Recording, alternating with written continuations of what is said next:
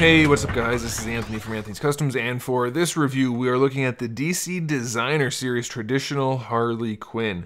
So if you guys aren't familiar with this line of figures, they're slightly larger scale than your average Marvel Legends or DC UC or DC Icons. They have a little bit less articulation, and they generally have a higher quality of paint and sculpt. They're a lot like the original DC Collectibles figures, just with a little bit more articulation. So there are 4 of these Harley Quinns I'll be reviewing. This is the traditional look, obviously, so she's kind of the most basic one, and maybe the one that most of you are going to be interested in. So let's go ahead and get her off the stand and take a closer look. This figure stands just about, let's see, to the top of her head, it's about 17.5 centimeters to the top of her head piece. It's a little bit over 18, so definitely a little bit taller than most of the figures I review on this channel. She's about 6 7/8 to the top of the head, about 7 1/4 maybe to the top of the headpiece. So like I said, definitely a little bit taller. No articulation in the torso and just kind of basic articulation everywhere else. We'll get to that in just a second though. First, let's talk accessories. She comes with a display stand with her little diamond pattern on there. 1 peg in it for her right foot. Be careful though, the peg can pop right out, so you want to hold on to the bottom of the peg as you put her on it. She does come with her gun, which is nicely detailed, nice little sculpt. Not too bad, a little bit of paint on there, so that's okay.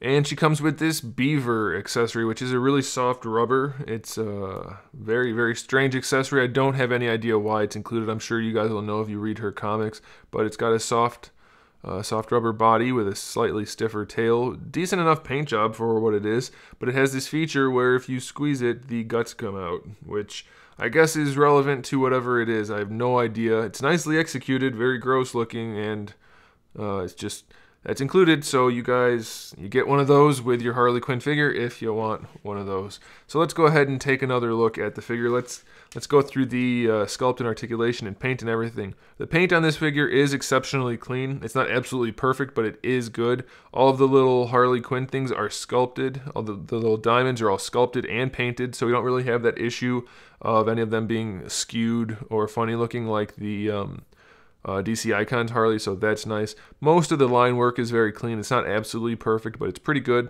The white paint is nice and clean, so that's nice. This is a separate sculpt on here, so it's very clean paint job there. And then the paint job for the face and head, again, very nicely done. So these are definitely more along the lines of you're just going to get them and put them in a very basic pose and stand them on your shelf and they're going to look nice type of figures. As far as the sculpt goes, it's a little bit less stylized, I guess. I mean, they're meant to look just like the artwork of the artist, so that's okay. It doesn't have as much articulation, so it has a kind of a smoother looking sculpt. So if that's your thing, then that's a good thing. I mean, it's nice the way it is, so if you like that, then you're aces. It's good. As far as the articulation goes, the head is on a ball peg. Doesn't move very much though, so I mean, I guess technically it's just a swivel. It doesn't really want to do anything but swivel, so be aware of that. Shoulders go all the way out to the side, so that's nice. Full rotation, so that's pretty good. Be careful, though this does overlap, so if you swing the arm all the way around, you could scratch it on that. No bicep swivel though, so just a single jointed elbow. And then the wrists do have a swivel and a hinge, surprisingly. So not bad. I mean, we have most of the standard articulation there. Nothing in the torso at all. No articulation there.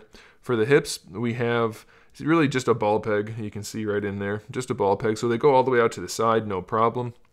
Bringing them forward doesn't really work all that well. I mean, they have a little bit of range, which isn't bad. I mean, you can definitely pose them some, but just don't expect them to be crazy. No thigh swivel, double jointed knees, which is nice, but I don't really see the benefit on this type of figure. I've always kind of wondered this. For figures that don't have all of the articulation, there's really no need for double jointed knees because you can't put them in a pose that's really suited for it, but you do have them, and they look nice, so if you want a poser with double jointed knees, you can do that.